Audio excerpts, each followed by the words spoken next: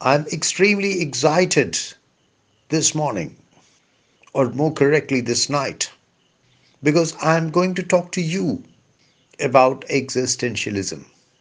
I've been discussing existentialism with my students for more than a decade, and I think I'm very much an existentialist myself, at least when I teach existentialism.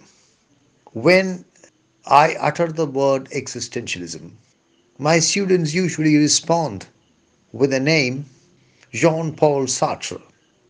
That's an excellent response. But you must remember that the term existentialism was not created by Sartre. The term existentialism was coined in the 1940s by the Catholic philosopher Gabriel Marcel. I think it was in 1945 that Gabriel Marcel applied the term existentialism to the philosophy of Jean Paul Sartre.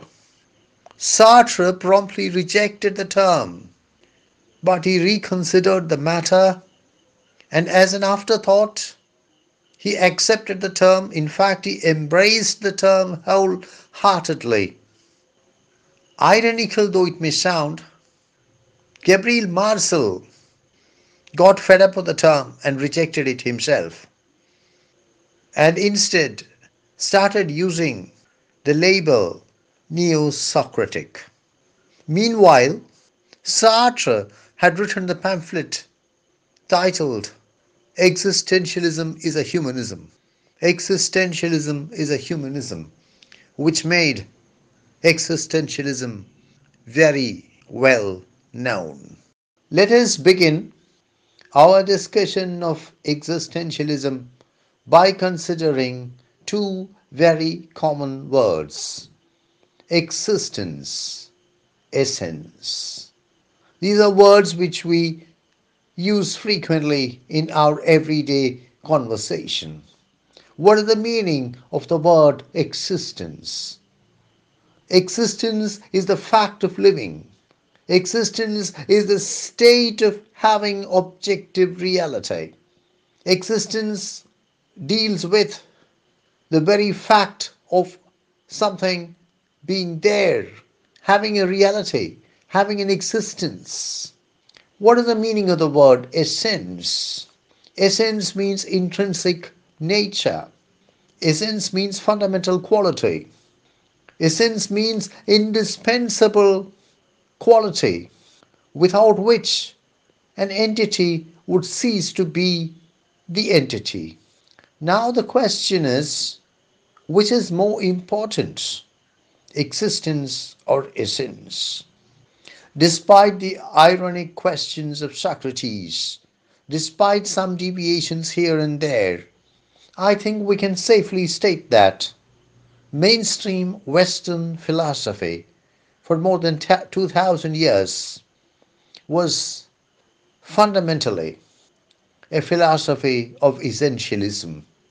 Mainstream Western philosophy for some 2000 years prioritized essence over existence. Mainstream Western philosophy held that essence is more important than existence, that the intrinsic nature of something and consequently the purpose for which the entity has supposedly been created are more important than the fact of the existence of the entity. The fact of the existence of the entity is certainly secondary to its fundamental nature, from which flows the purpose for which the entity was created.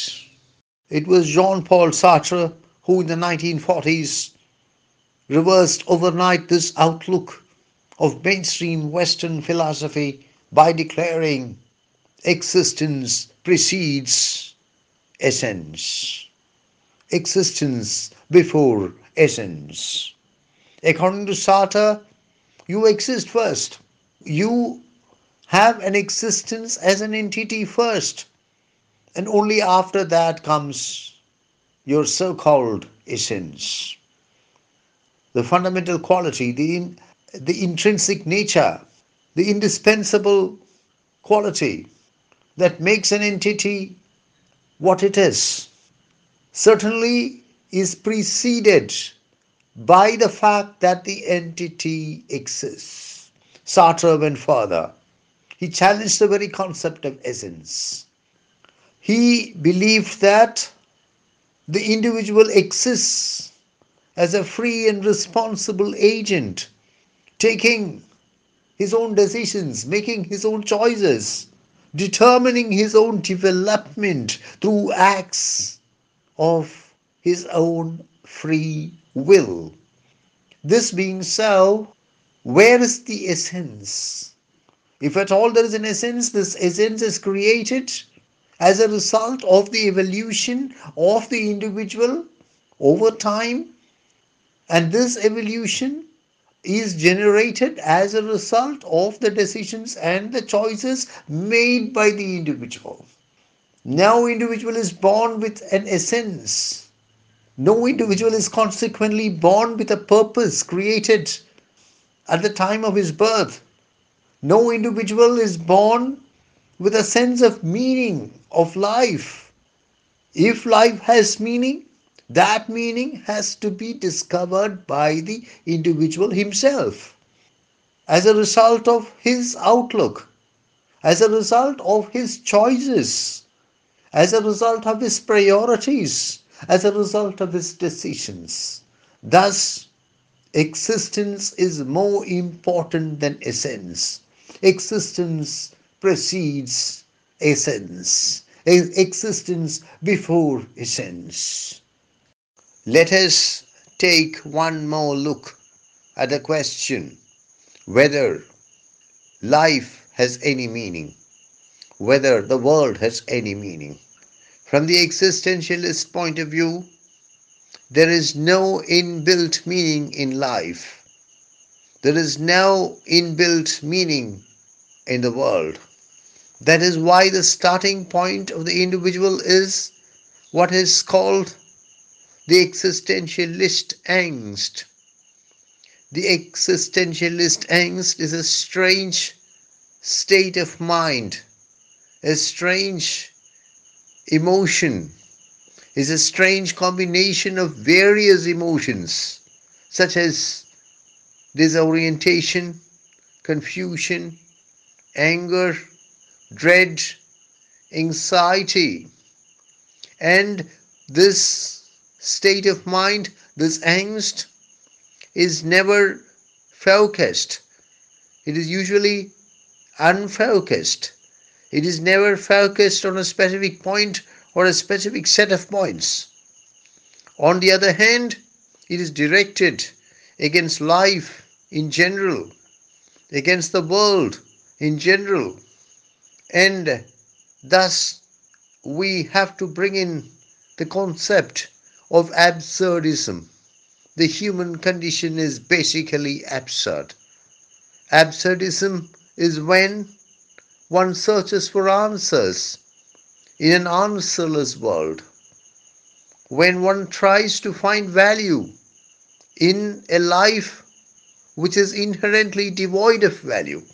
Thus, from the existentialist point of view, there is no inherent meaning, no inherent value in life, in the world. However, meaning and value can be found by the individual in life, in the world, through his own actions, through his own choices, through his own decisions. Thus, existentialism prizes the agency of the individual. The individual is seen as an agent acting on the basis of his own free will.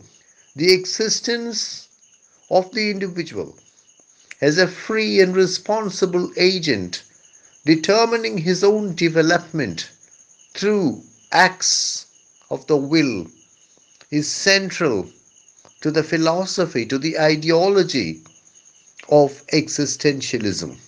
Existentialism encourages the individual to take responsibility for his own actions, to live life on his own, regardless of commonly held beliefs. The crucial norm here is authenticity. The individual has to act as an individual and not as part of a system. He should make choices, take decisions, carry out actions as an individual.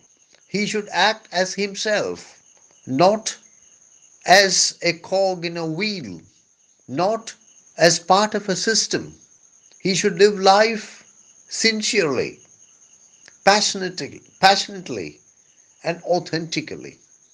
And by living life with authenticity, the individual becomes what he is.